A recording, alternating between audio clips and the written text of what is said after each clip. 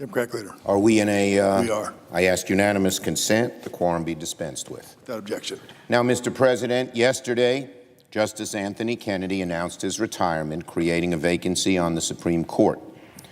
After Kennedy's departure, the Supreme Court will be evenly divided between justices appointed by Republican presidents and justices appointed by Democratic presidents. Whoever fills Justice Kennedy's seat on the court will have the opportunity to impact the laws of the United States and the rights of its citizens for a generation. Because Justice Kennedy was frequently independent-minded and a deciding vote on important issues like marriage equality and a woman's right to choose, a more ideological successor could upend decades of precedent and drag America backwards to a time before Americans with pre-existing conditions could affordably access health care, to a time when women could not be prosecuted as criminals for exercising their reproductive rights, to a time before gay and lesbian Americans could marry whom they love.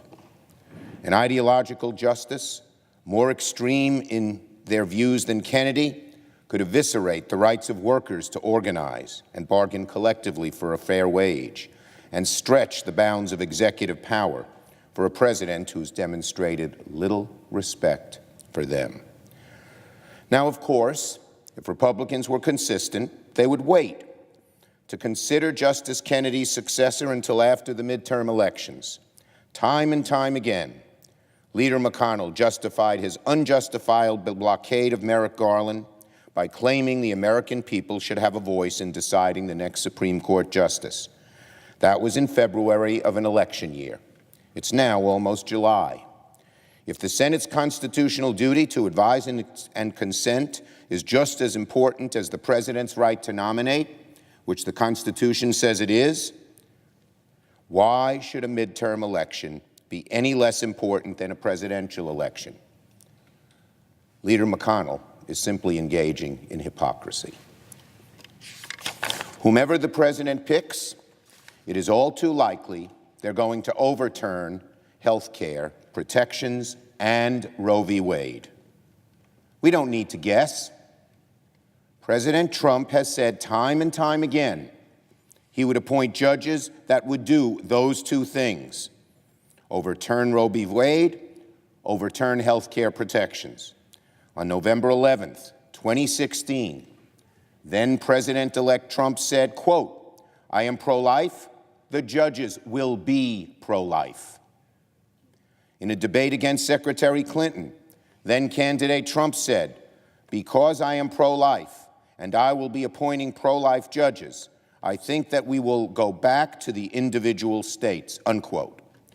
It is impossible to conclude that President Trump will appoint a justice who we can have faith will leave Roe v. Wade as settled law.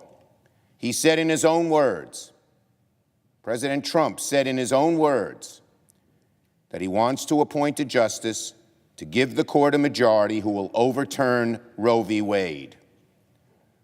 So count on it. President Trump will in all likelihood nominate a justice willing to send Roe, quote, back to the states.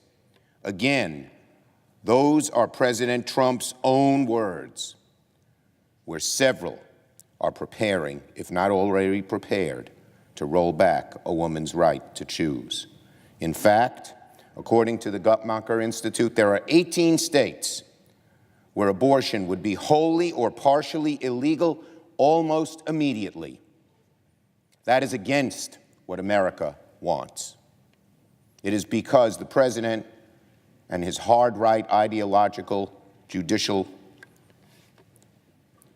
acolytes are way far away from where the American people are and are trying to create a court that will turn the clock backward in so many ways, Roe at the top of the list. We also know that President Trump will likely nominate a justice willing to reinterpret the court's rulings that our current health care law is constitutional.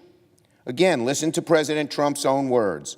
On January 1st, 2016, candidate Trump, quote, Justice Roberts turned out to be an absolute disaster because he gave us Obamacare, unquote. Later he said, I don't think I'll have any catastrophic appointment like Justice Roberts, unquote. Even Justice Roberts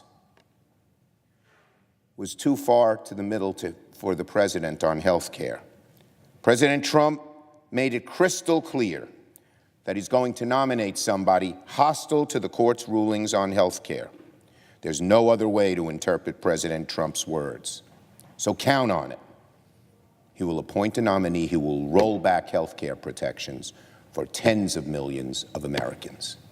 America doesn't want that. But again, the hard-right acolytes who President Trump listens to want to use the courts to roll back America's rights and privileges.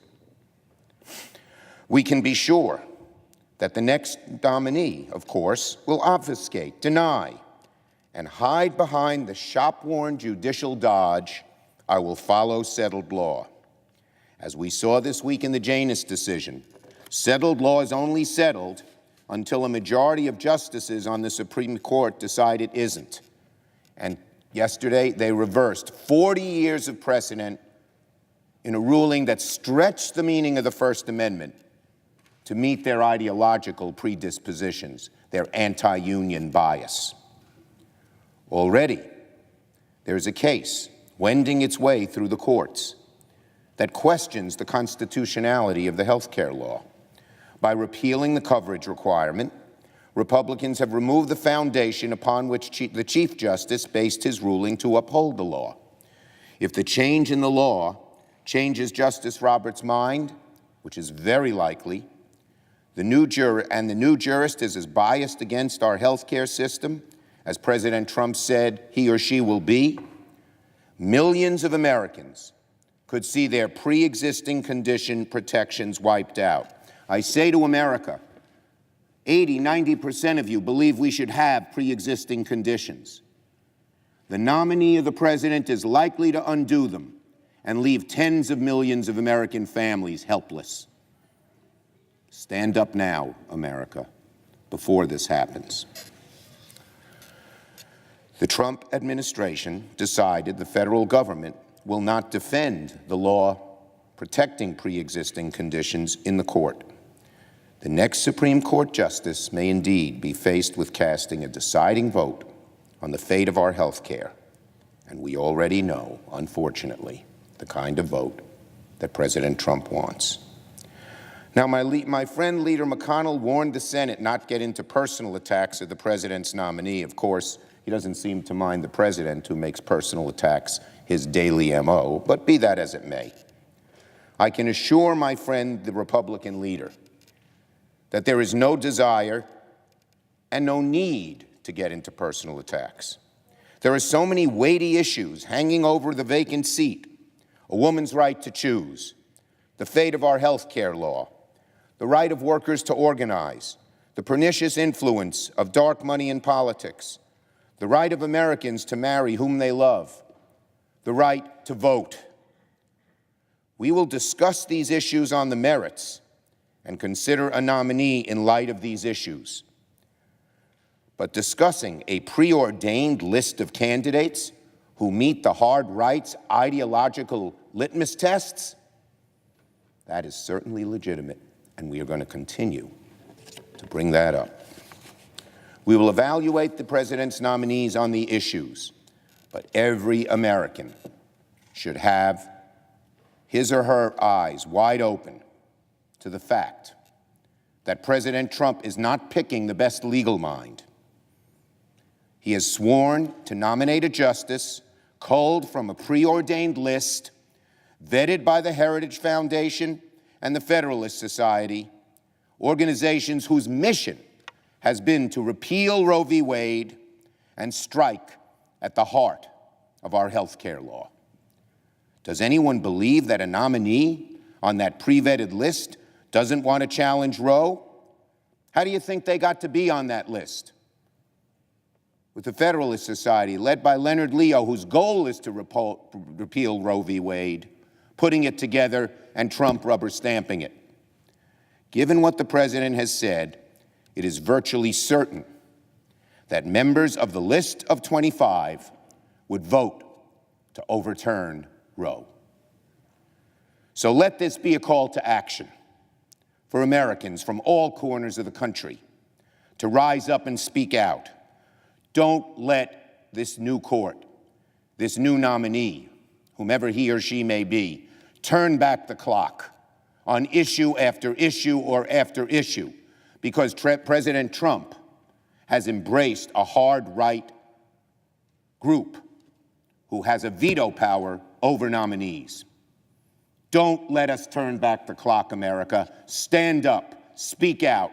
Democrats, Republicans, liberals, conservatives, all should want a much fairer process.